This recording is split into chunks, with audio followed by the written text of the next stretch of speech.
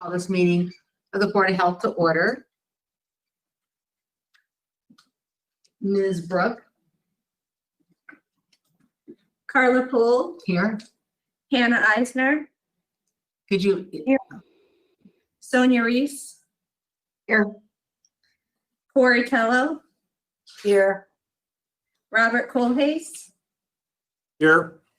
Scott Hume, Here. Susan Schaefer, Here.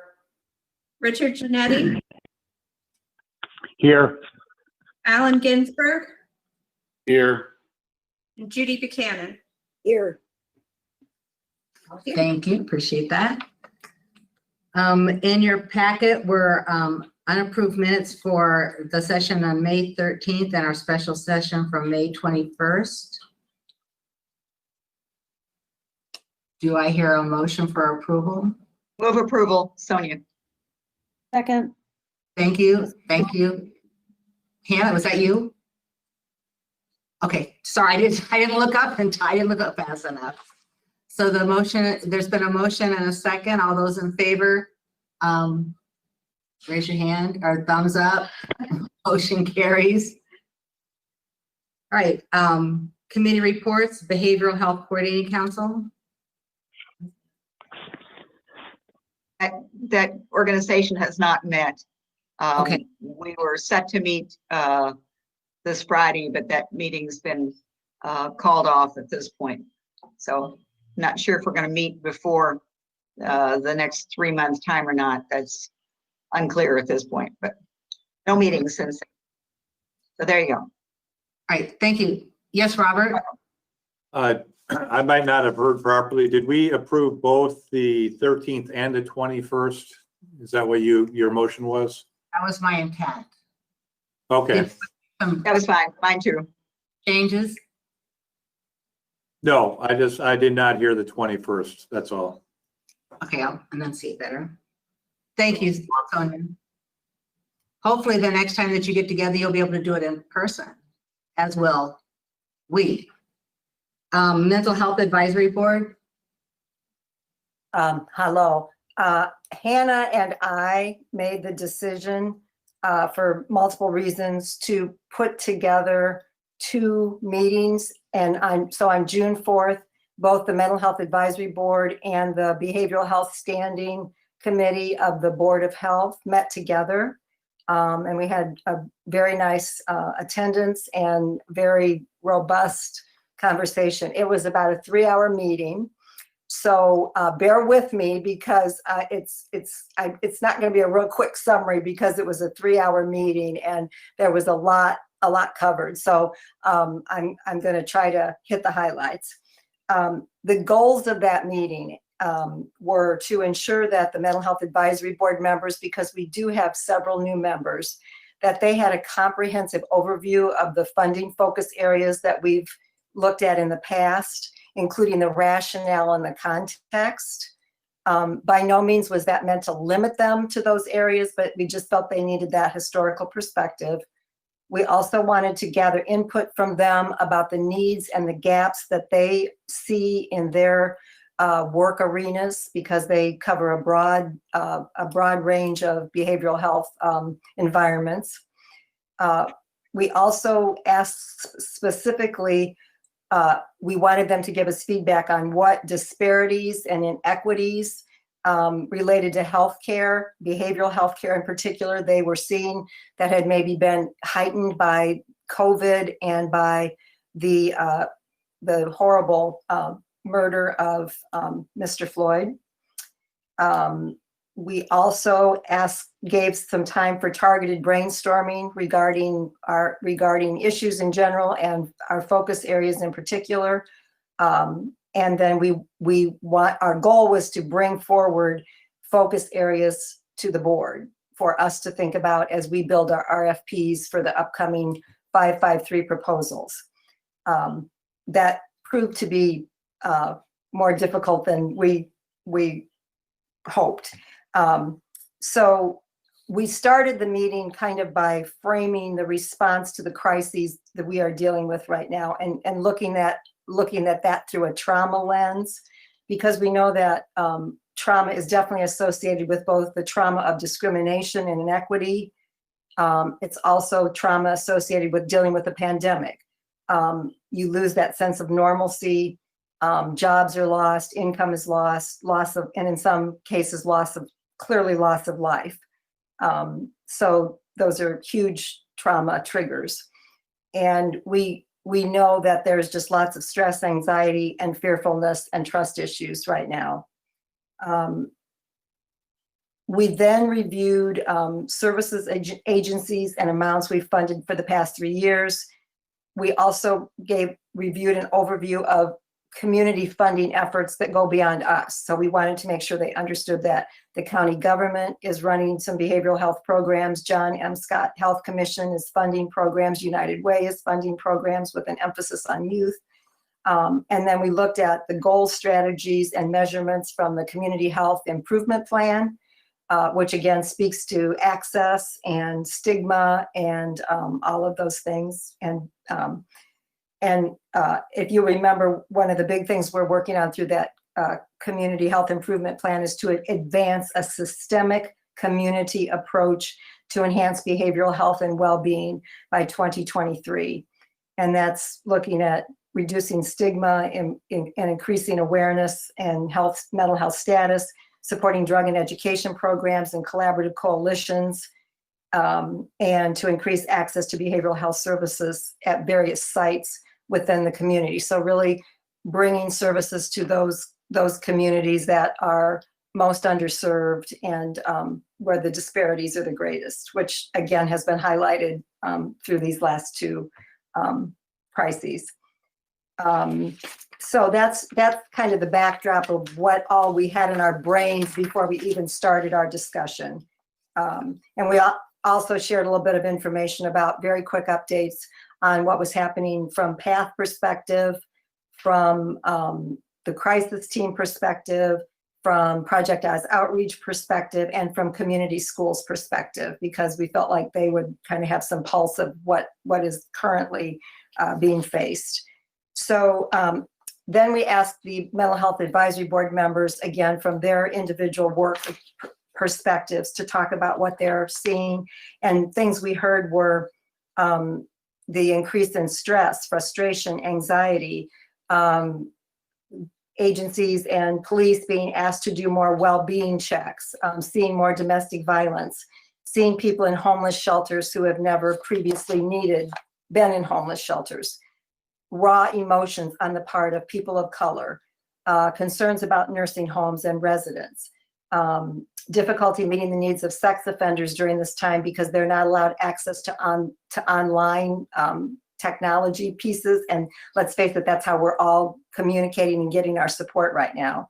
Hard to appraise financial situations of everyone's right now. Their budgets are very uncertain. And then looking at knowing that the Behavioral Health Forum we are planning will probably definitely have to include different topics because of what's happening right now. Then we asked them again to look at the funding focus areas that they would recommend to us, with an eye on a continuum of care, going from prevention, early intervention, treatment, recovery, and then covering prenatal to death, wanting to make sure we were, meeting the needs of all of our citizens. And I'm throwing a lot at you. I apologize, but I'm hoping you're following me. We talked about those big focus areas that we believe are umbrellas for services that are needed. And those include, and I'm sure these will sound familiar to you, crisis services, youth services, mental health counseling, promoting positive parent-child relationships, psychiatry, problem-solving courts. And we added domestic abuse because, again, we know that there are rising concerns related to the fact that there have been families that have been sheltered in place, and that has had a tendency to exacerbate domestic abuse and child abuse. So with, again, looking through all those lenses to come up with recommendations, some of the themes that were discussed are the following. Looking at the need to continue the work on embedding services within communities that have the greatest need and impact, where the disparities and the inequities are greatest. So making sure that we are embedding people where they can become trusted providers that truly understand the needs of the various communities. We also, another big theme was the need to partner with and gather information from other funders and organizations so that we are using across the county, we are using our dollars wisely, and that also we are sharing information and research with one another. We talked about looking at maybe even other cities and models who have created successful programs. And right now, it seems like a lot of cities are working on a lot of things very quickly to try to address these disparities and these concerns. And then we really wanted to, think outside the box in terms of delivering mental health counseling. So we're looking at it from so many different angles, and we're thinking about in terms of what are things that are available on the internet, what are things that people can access for calming and anxiety, like Headspace and Calm, literally online therapy, then embedded supports, lived experience mentors, the importance of physical activity and nutrition for our behavioral health, as well as just more traditional treatments and more in services that are brought to where it's easily accessible and comfortable.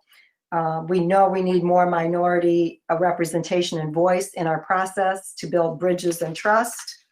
And we also talked about even needing perhaps facilitated conversations to move toward reconciliation and restoration. And we really, another theme was really looking at our marketing and messaging to get greater engagement from impacted communities and populations. Another theme, we can't neglect prevention. We also need to do large scale and continued education on trauma, conflict resolution, cultural competence, empathy training, social determinants of health, and what role community members can play in moving all of that forward, to have that community-wide call to action in learning what we all need to learn in order to better understand and better come together. And we also said we need to build expectations for trauma-informed care into all of our RFPs for our 553 proposals. And another big theme, continue to focus on a seamless entry into care.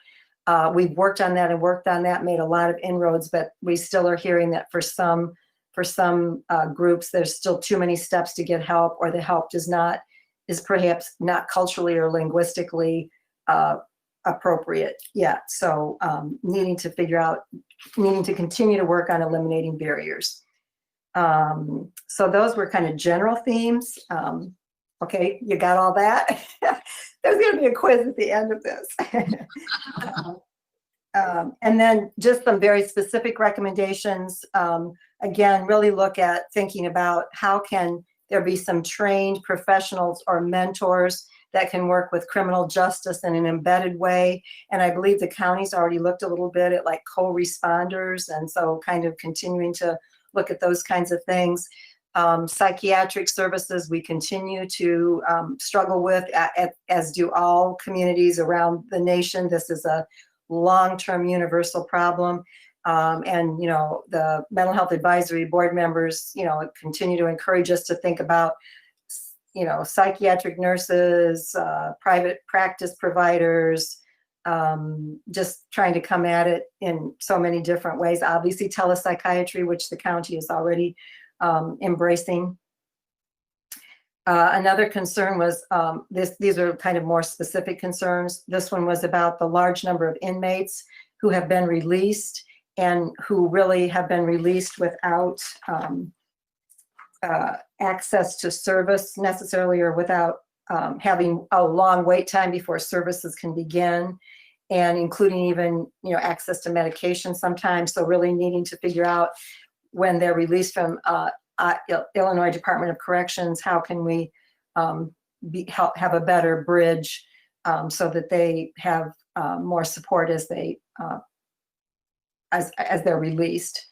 And another thing was just the need for self-care for all of those on the front line of dealing with these crises.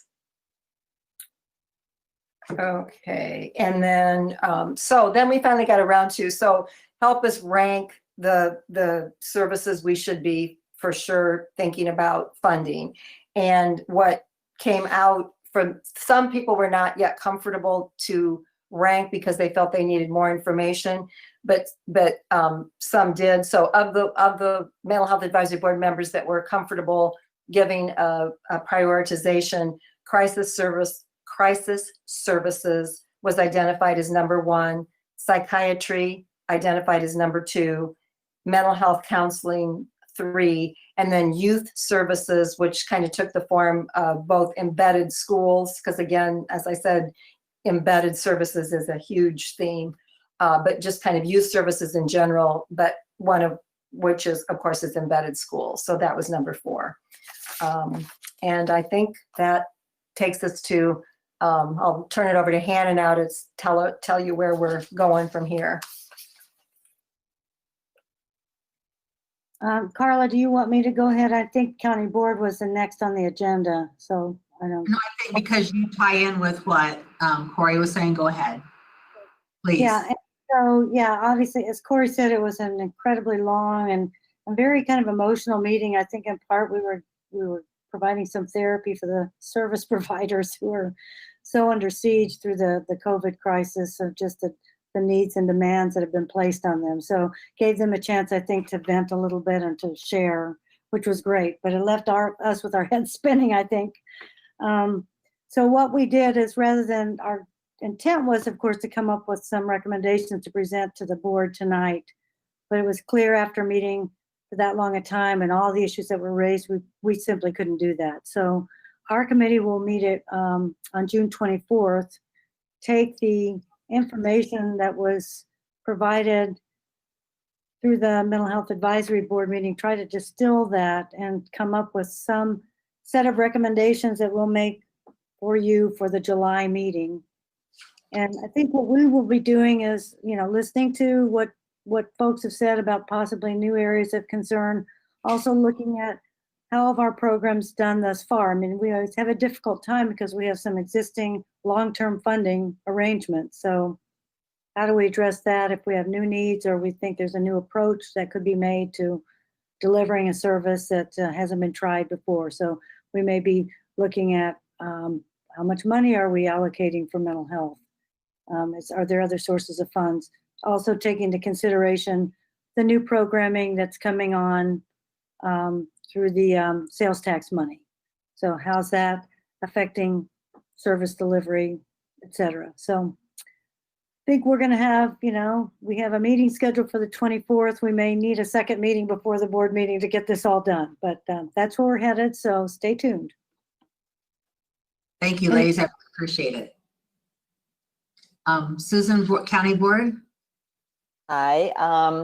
Our health committee was pretty uneventful. Our special meeting that we had based on our special Board of Health meeting, things change very quickly, in a week. And so anyway, Jessica did put a little blurb in her report about what happened. And so that's all I have to say tonight. Thank you. Thank you. All right, Ms. McKnight, you're up.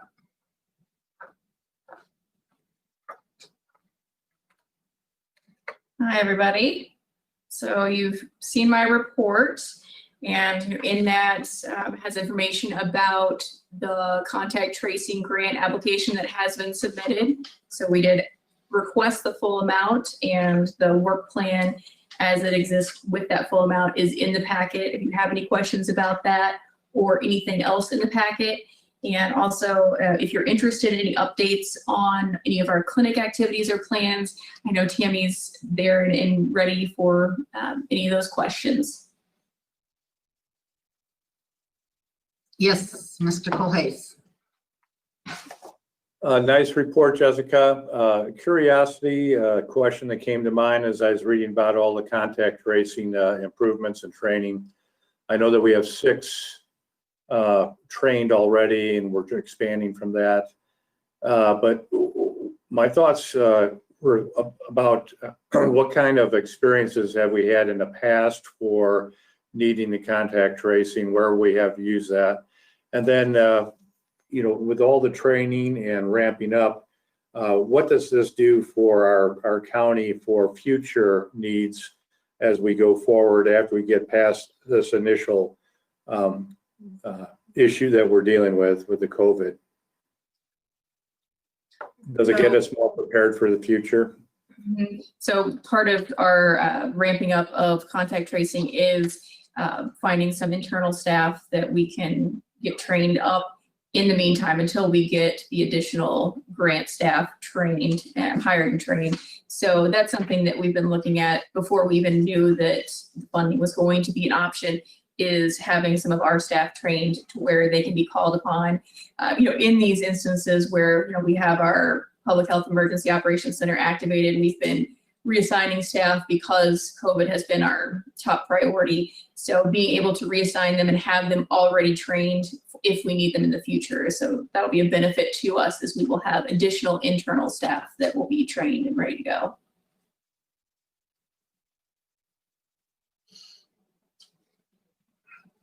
Yes, Ms. Iser. Can I add one thing? Oh, wait. No, Who's I'm talking? sorry. Go ahead, Tammy. Just Mr. Colhase, in response to your, how are we currently using contact tracing? That's actually a platform that our communicable disease staff use all the time in tracking all surveillance-based disease.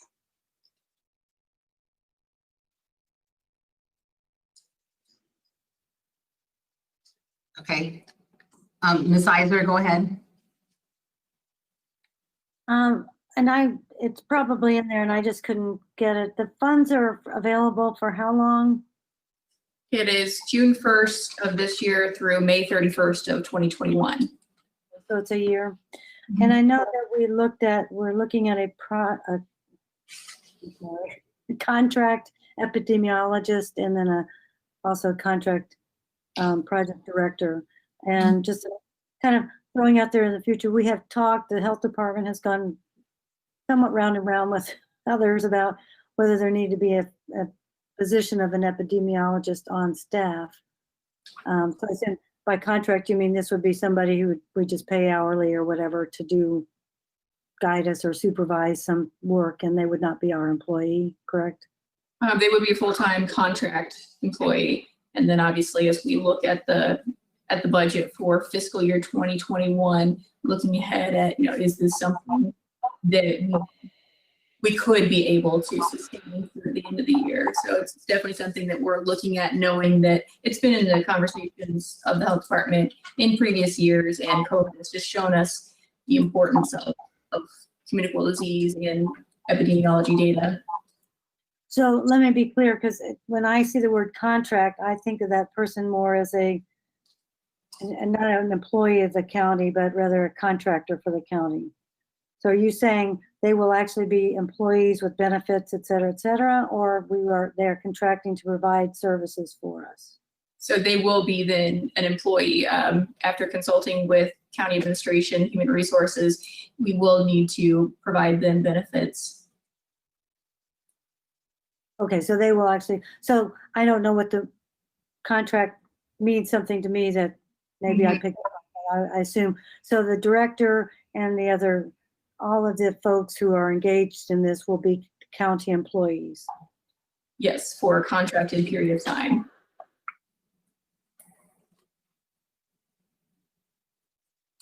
Does that make, I mean, what she's just so Yeah. to understand, so it's only once they're over, then they know that their hire is dependent on funding.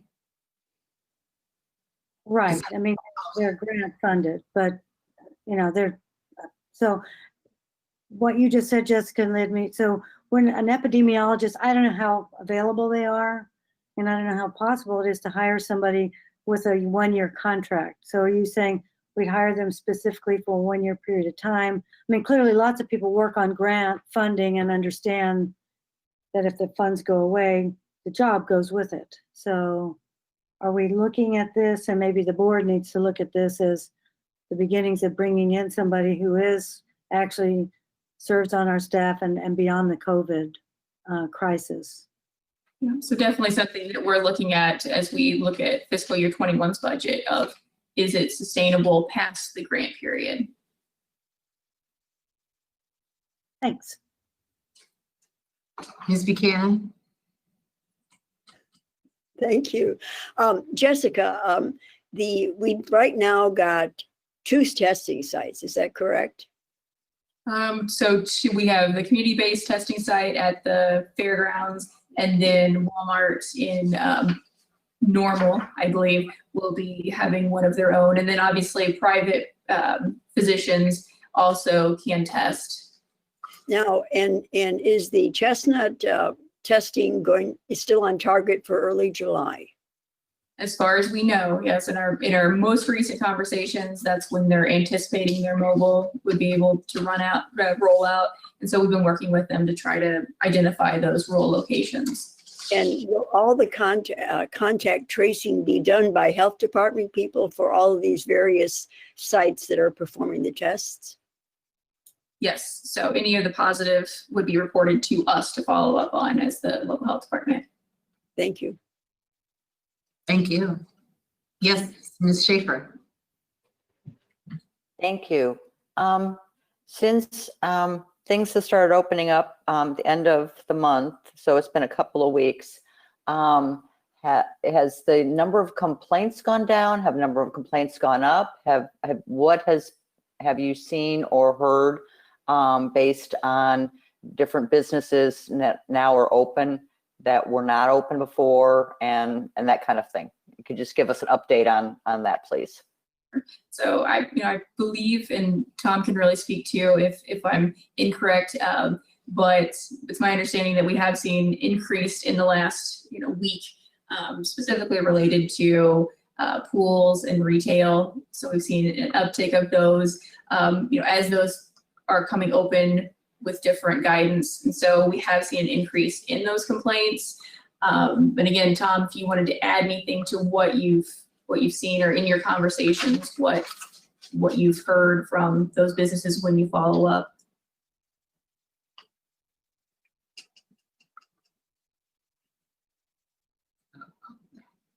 Trying to get reconnected here.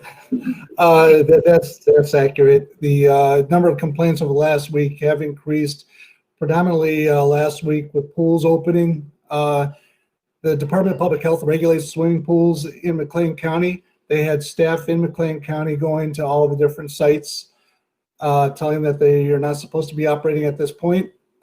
Friday evening, the Department of Public Health released some guidance for swimming pools to operate under phase 3. It's a limited operation, but nonetheless, they can operate, basically practicing social distancing, allowing lap swimming, swim team practice, drills, and diving exercises. Since the announcement last night on the media, a restaurant, a nationwide chain, has announced that they're going to open for dine-in. So we've been receiving complaints on that effective today. But the last week, we've definitely seen a spike in complaints. Ms. Schaefer? So then I have a follow-up question to that. Is that, have we gone back to restaurant inspections? I know that they were put on hold for a while, but now with outside dining that they can have, are we going back to restaurant inspections? And then how has that impacted staffing on other areas? Because I know that from what we had said in the past at the meetings, that staff has been reallocated to do different things. And so what is the impact on some of these things on our staff? And and their morale and things like that. The staff have been reallocated to updating processes and procedures that they work with every day. So to go back into the food inspection process would be second nature for them. Actually, staff have been asking when they can go back. That's a discussion that I intend to have with Ms. McKnight this Friday. We're scheduled to have a meeting. So there's some other portions of the food inspection process that we need to discuss and get straightened out. But that is one of the factors that we've kept in mind with the outside dining. My information from various food establishment operators is that even though they've seen just a few people come in, it really hasn't increased their volume any more than what the curbside service was providing prior to the outdoor dining. Part of it's been the weather.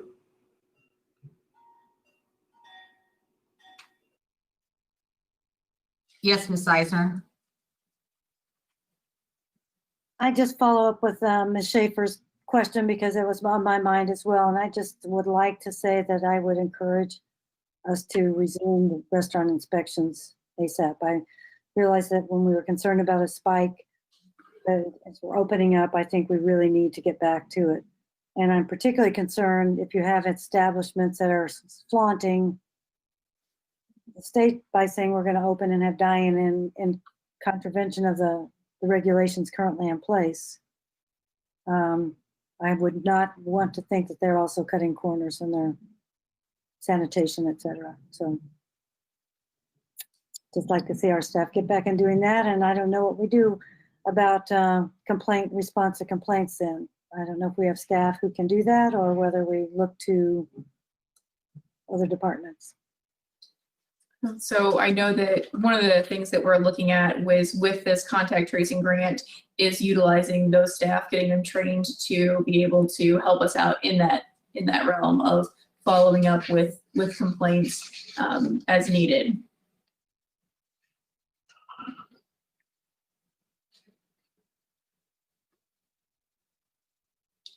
Yes, Ms. Tello. So am I correct that our first response is going to be more about just having an informational discussion with them about guidelines and giving them an opportunity to kind of think about their decisions and then that would be like a first warning? Is that kind of what the plan is? As far as if a restaurant is found to be in violation of the guidelines? Yeah, so the first step is just like you said, is following up on the complaint to get information about what is the situation and then providing education to work towards voluntary compliance.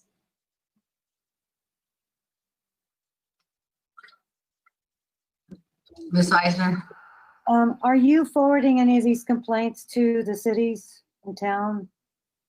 I mean, for example, an establishment with a liquor license, so are you letting the city know that there's a complaint that they, I mean, want multiple parties necessarily, but I think they have also enforcement mechanisms available to them.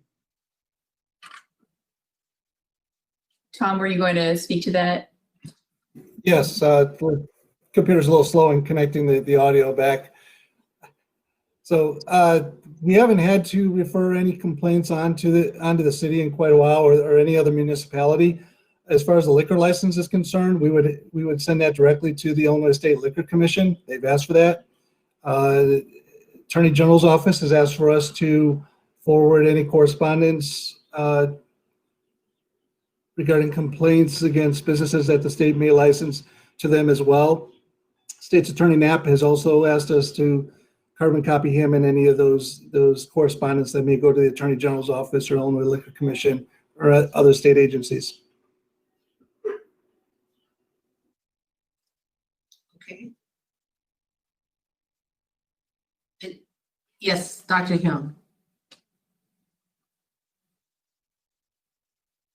A couple of years ago, I believe Kathy CA said something to the fact that if we had an epidemiologist on staff, we could possibly get more grant money. Is that possibly true? And could this epidemiologists that we have contract with work on other things besides just the COVID-19 crisis? Yeah, I'm not sure about grant funding, but obviously something I could look into. But yes, definitely the epidemiologist could work on any of, really, I mean, the communicable disease data analysis. And so that's been something that, as we're responding to COVID, realizing that that's something that we really need and want, and it would be very beneficial. So for other diseases that we're tracking as well.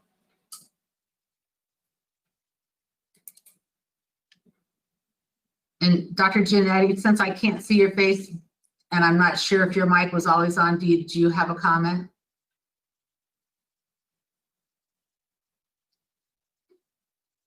Okay. Let's check. I heard you. Go ahead.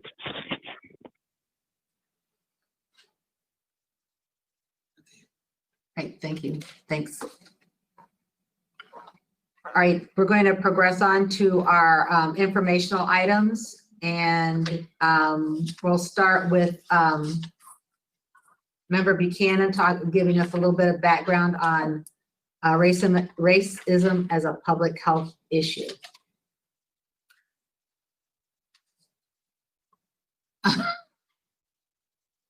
There you go. I was just sharing with Carla that as we're in the midst of the pandemic and now dealing and trying to respond to the significant unrest in all of our communities, I was looking at the American Public Health Association's website and saw an article that really caught my attention because it does speak to some of the things that we hope to continue to respond to in our community, as well as it's consistent with our mission. And I'm going to send the entire article to all of you, but it's called Creating the Healthiest Nation, Advancing Health Equity. And Carla asked if I would just read part of that article to you. And as I said, it's consistent. The American Public Health Association's mission is to improve the health of all public and achieve equity in health status for all Americans.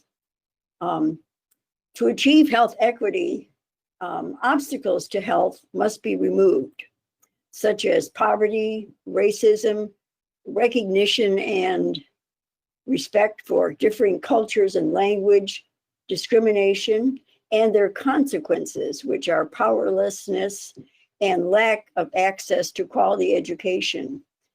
Failing to make progress harms us all. This is an interesting statistic. The United States ranks 43rd in the world on the health indicator of average life expectancy at birth. Up to a 7-year difference in life expectancy exists within the United States racial and ethnic populations. In order for the US to become the healthiest nation, we must advance equity. And that refers to the inequity is the uneven distribution of social and economic resources that impact all individuals' health. Inequities often stem from structural racism or the historical disenfranchisement and discrimination of particularly marginalized groups, including racial and ethnic minorities. Health disparities contribute high economic costs to the United States annually. The average cost of health disparities include medical costs related to preventable chronic diseases, and that's some of which we respond to in our community, and the overutilization of healthcare resources. It also health impacts employment potential and workplace efficiency. Health disparities result in a loss of productivity every year. And for us, in order to advance health equity, public health must work with other sectors and with partners in collaboration to address the social determinants of health. And I know we're going to be talking about that, and this kind of brings us to that. The social determinants of health refer to those non-medical factors such as employment, income, housing, transportation, childcare, education, discrimination, and the quality of places where people live, work, learn, and play, which influences their health. This includes racism and discrimination, income, housing, and neighborhood conditions. And I thought that this kind of, we're looking at our strategic plan. We're looking at our community and the discussions that are going on. And we have a responsibility, we have a mission. And I think the disparities and the inequities are something that is part of our mission. And we have responsibility to work with others in our community. And so I know we're going to talk about disparities and then take a look. Maybe it's time for a refresher of our strategic plan. Thank you. Thank you so much. Corey, did you want to talk a little bit about social determinants of health? I would very much like to, thank you, because I just feel like this is such an, in the midst of this crisis and chaos, this is such a huge opportunity for us to be a community and a county that is part of the solution and does everything we can to improve the lives of our citizens, and most particularly our people of color. Judy's already mentioned the social determinants of health, and just in a nutshell, we already know, because we have done, through the Community Health Improvement Plan, we have done a health needs assessment for years. And we do that, as you know, collaboratively with the hospitals and other entities. And it's very comprehensive. And we've known for a long time that depending on what neighborhood you reside in, what is in that neighborhood and the quality of the housing, the quality of the air, the quality of the parks, the quality of the playgrounds, the quality of the food stores and access to food, opportunity to social integration within that neighborhood, opportunity to access health care, whether it's physical health care or behavioral health care. All of those things make a huge difference, as Judy said, in what your health outcomes are going to be. So if you look at those 6 areas of health determinants, and they are economic stability, neighborhood and physical environment, education, food, community and social context, healthcare systems. And so that's, and healthcare systems means your not only provider availability, but your access to insurance and health coverage, so you can actually know you can afford to get healthcare. It also means that providers that give you healthcare are linguistically and culturally competent in your background, in your language, in your culture. When we talk about, for an example, what's going on in terms of economic stability, that whole social determinant is about what level of employment you have, what your income is, what your expenses are, what your debts are, what your medical bills are, what support you can access to help you with paying your bills. So again, looking at those broad 6 categories, depending on what your exposure is in your neighborhood, where you're born, where you live, it changes your mortality rate, your morbidity, your life expectancy, the expenditures that you put out for healthcare, your health status, and your functional limitations. What you're actually, how able you are to actually live a healthy life that where you are able to move freely and perform basic daily living tasks in a quality way. So our charge with all of this, and it's always been our charge, but now I think we've just added an incredible urgency to that charge. And it's our charge, and our charge in leading our community. It is to make sure that we level the playing field, and that we make sure that every one of our neighborhoods and every one of our populations, regardless of what that background is, whatever that makeup is, racially, sexual orientation, ethnic background, all of that we make sure that there are level playing fields for everyone. so that we can reduce that gap between those morbidity rates and life expectancy and health status and functioning levels. And that, I will just add one more thing, and that to do that, you look at that at the individual and family level, and how can we get services and supports and opportunities to everyone in their, as individual and as a family, but then also what are we doing as a community at the policy level in terms of social and economic and physical conditions that allow everyone to reach their full potential. And then at the societal level, what are we looking at in terms of political structures and institutional practices that assure fairness and opportunity for all? And of course, we are right now very much talking about our people of color, because that is a group we know that right now is calling out to us for support and to stand with them and to be their ally. So is there any questions on that, or any more you'd like me to say about that? Any discussion?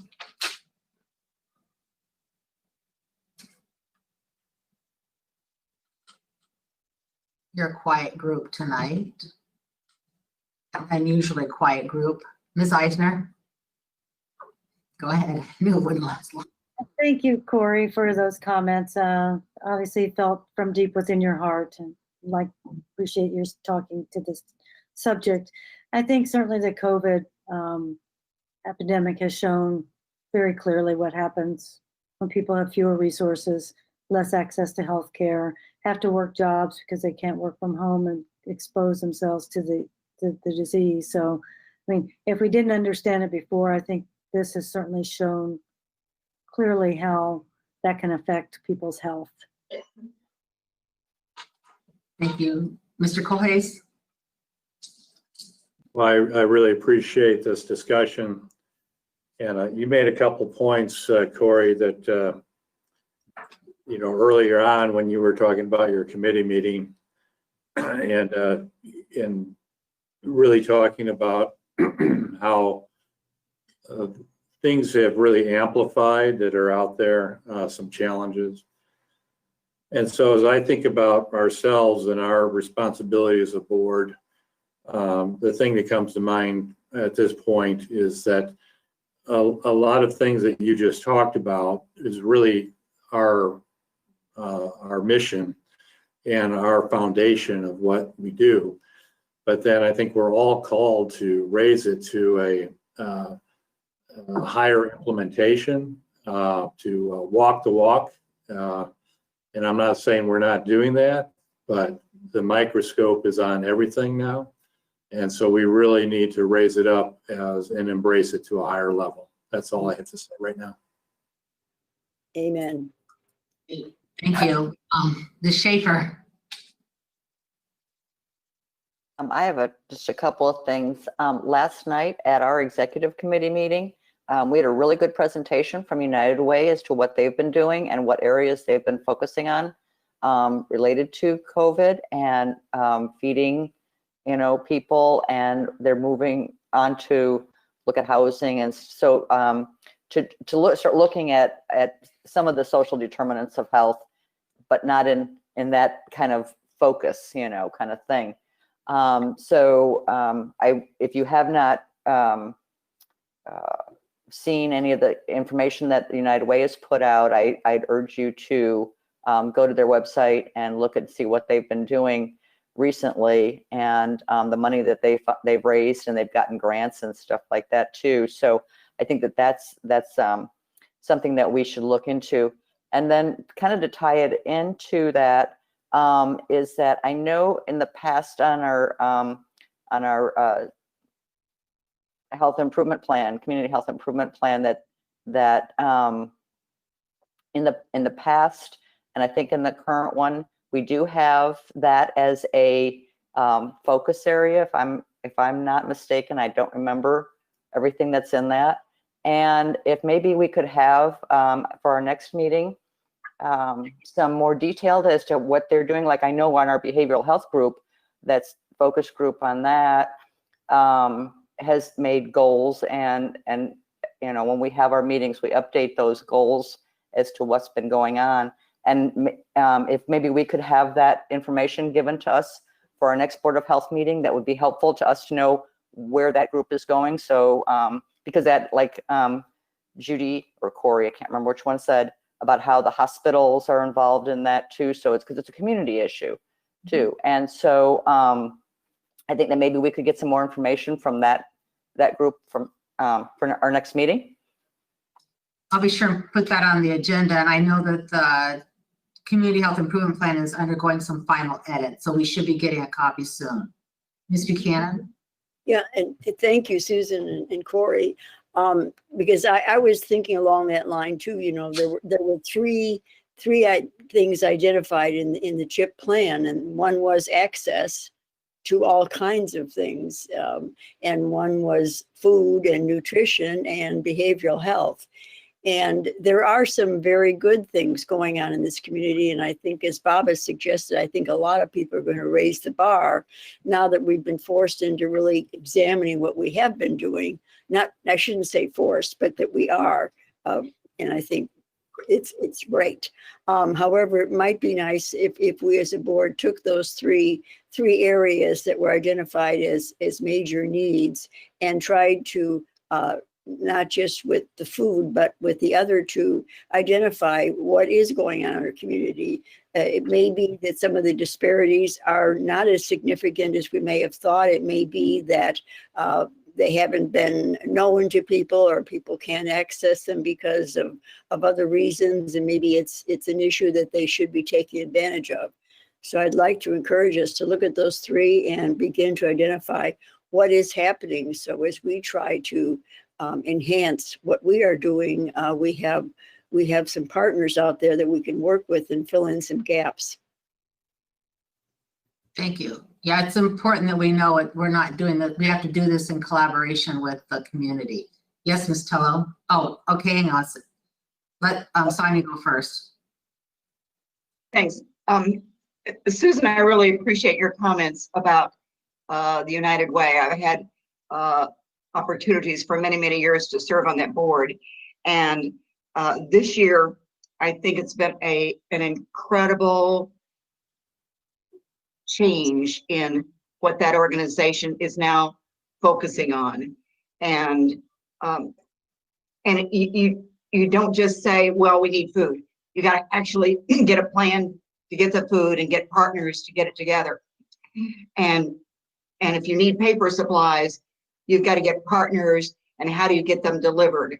So it's not just identifying the need, it's how do we deliver that service to so many people? And now they're beginning to look at the issues of what's going to happen when people can become evicted. And right now we know no evictions. So people that have been frankly paying their rent and now maybe don't have a job, so on, are not paying their rent. And so at some point that's going to change. And I think we're going to see a new wave of issues with people in the community that are going to be looking for housing or help with that area. So there are a number of organizations that are helping with that. And that report that was shared with the executive committee of the county board, I think would be useful for this group to hear. It doesn't take really long to do, but could do that at a subsequent meeting and really give you an update on what's going on.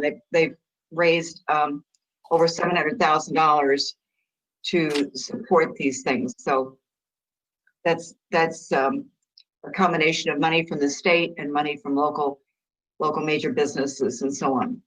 So just my appeal. Thank you. Sure. You're next. Thank you Yeah. for waiting.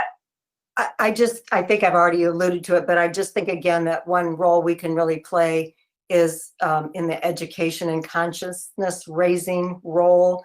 And we have talked a lot about marketing and messaging to make sure that that we appear attractive and comfortable and welcoming to every single person that could be a user of our services. And so I think we need to really make sure that we're working with people from all different backgrounds, ethnic backgrounds, racial backgrounds, everything, to help us learn how best to reach them and serve them in a way that meets their needs, maybe in a, and go much deeper in that than we've done before. But I also think just a larger education for the entire community about these social determinants of health, about trauma, which again, we've been selling the trauma message for a long time, and how important it is to have everyone understand how trauma impacts health outcomes as well. And if we can then give people kind of a roadmap so that anyone that wants to be part of the solution could know some action steps that they could take. And so we actually, help working with other groups, help define some real doable steps that anybody could take that would help solve these problems. Because the more involved, the better. Thank you. Yes, ma'am. Hannah, I'm sorry, Ms. Eisner. And just to follow up, and I know we do an annual report for the health department, and I guess, I'm not sure, I can't remember now whether when that comes out, I guess at the end of the calendar year. And I honestly can't say that I've looked at ours recently, but I'm going to guess or hope or assume that we do include some demographics in terms of the populations we serve. And if we don't, then we certainly should, because I think that will assist us in seeing who are we reaching, who are we not reaching, and whether we should be looking at our programming in a way, or is there a program that should be there? I mean, Corey, I like your idea of somehow having a clearinghouse of, kind of, it's like the trauma overlay. This is another overlay to how the programming works. I mean, I suspect we're largely, just from our programs, dealing a lot with women and children more than, say, adult males. But I haven't looked at that report. And maybe Tammy, you're more up on it than I would be, or Jessica, to know whether we know anything at this point or how we look at it going forward. Go ahead, Tam. So in previous annual reports, I believe we have had statistical information regarding demographics. This year's report, I apologize, is late we're late in getting it to you all because of our, friend coronavirus. We normally have that to you, I think, in March or April. Dion and I have just made some final edits to the 2019 report. It will be primarily the information that we are required to report, which will be primarily financials. But you are right in saying that, in assuming that we keep that information, because each of the program areas does keep demographic information. And in response to your, do we serve many males? I would say that in the Community Health Services Division would be the area where we could take a look at that. Ms. Buchanan? Yes, I just wanted to, at the risk of maybe repeating, as we try to take a deeper dive into all this, I think part of my suggestion would be that we think about physical presence, not just sitting down in our building with people, but actually being physically present in many areas and segments of our community. So that one of the things I think we're seeing now in all the media is the importance of people joining hands, joining arms, joining each other at a table for a conversation. And I think that we have the potential for doing something out in our community in addition to the very, very productive services that are provided in the building. So I think in addition to talking the talk, I would suggest that we get out and do some of the walking as well. Thank you. Excellent suggestion. Yes, Ms. Stahl? And just listening. It's very important we're listening, so that because we may not have a clue what would be most helpful, and we need to ask and listen. You are correct. Anyone else? Well, again, thank you guys so much for an excellent conversation. I attended an APHA webinar yesterday, and it was pretty overwhelming. That the task that we need to face is pretty overwhelming, and I'm glad that we're all going to look at it together. All right, our next agenda item then is the agreement for COVID-19 pandemic laboratory services with Redit's Lab. It's in your packet on page 9 through 21. It is our new contractor. It will be our new contractor for that's taking the place of the IDPH facility out at the fairgrounds. Does anybody have any questions? Yes, Mia. I'm making the assumption, but I'd like to ask, I'm assuming that our county legal people have taken a look at the contract and have no advice for us So in the terms version, of any change we should be doing differently. this version is has been reviewed and it has the edits and changes suggested by Ms. Woods. Okay, very good. Yes, Ms. Eisner. Couple questions.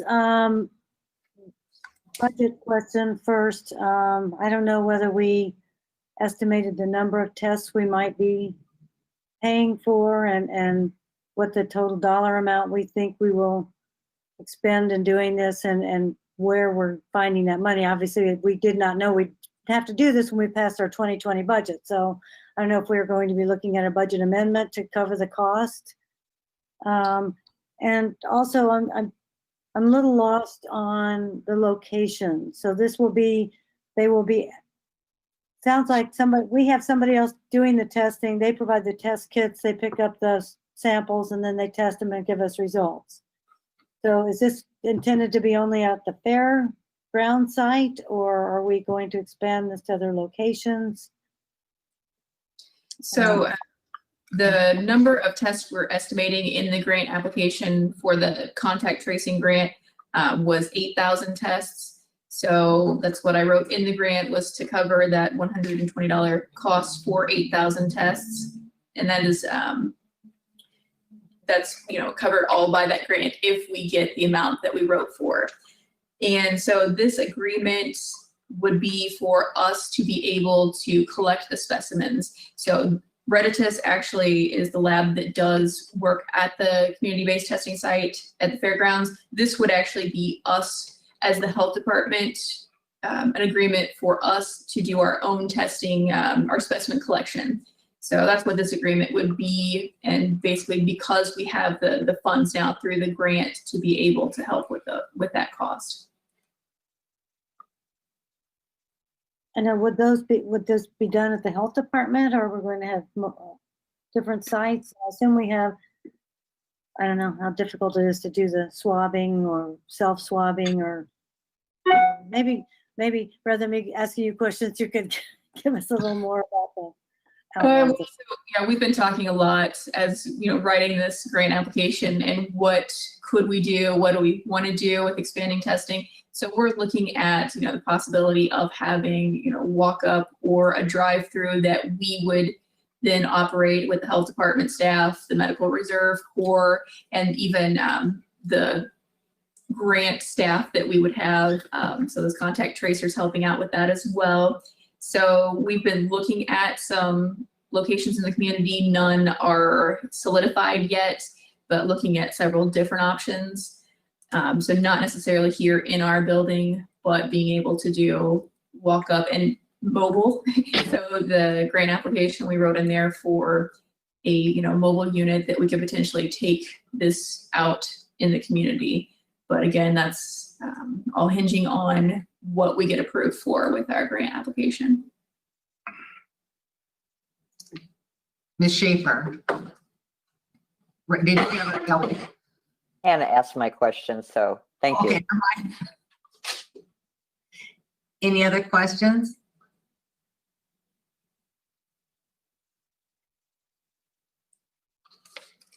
Great, thank you guys so much. Our next item is an action item. It's approval of the contract amendment for the John Scott Commission for Dental Services. It's on page 27 in your packet.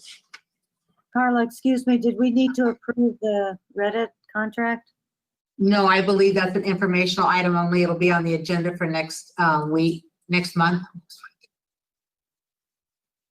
Thanks for asking though. Is there a motion to approve the John Scott Commission for Dental Services contract? Sonia, Don't move. Moved. second. Ms. Schaefer, oh, Dr. Janetti, okay. We have a motion and a second. All those in favor say aye, or raise your hand, I'm sorry. All opposed, thank you. Any abstentions?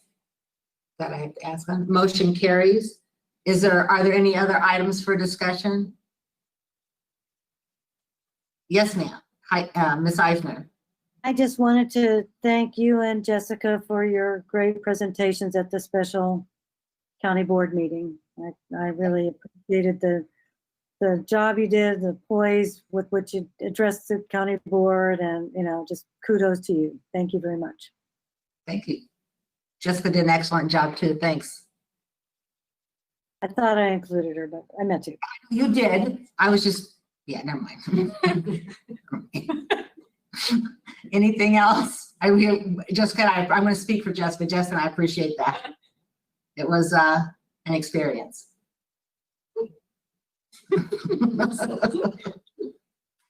Oh, Lordy. Anybody have anything else they want to say? Yes. You should come to all of our meetings. Oh, yeah. I did say that I was going to learn how to use Facebook so that I could listen to your meetings. Ms. Reese? I was just gonna say, neither of you signed up for this deal last year as we were coming into this. And, you know, who would have known you would have been thrown into this so deep and so intensely. And so it doesn't go without noticing that both of you have stepped up in an incredible way and represented the health department for us in so many ways. So I sure appreciate it. And the health department is clearly known today. A year ago, maybe not so much, but now today they know what's going on and look for that news and so on. So it's been very good. Thank you. Thank you so much. Yeah, the silver lining to this whole, all of COVID is that we were concerned about how we were going to get, you know, Ms. McKnight out in the community, get her to know folks. I don't think we need to worry about that anymore. Do you? She's hearing stuff faster than I can get, especially, you know, because of ISU. She already knows information that I'm trying to get back to her before I can get it to her. So it's working out really well. All right. Okay. Thank you all so much for your time. I really appreciate it, especially staff time. I really appreciate what you guys are doing. Thank you guys for a great discussion, and I hope you have a great week. Stay safe and don't forget your face mask. Yes, ma'am. I move adjournment. Thank you. Is there a second? I'll second. Thanks. I assume that there is that's unanimous for everybody. All right. Have a great week, guys. Bye, everybody.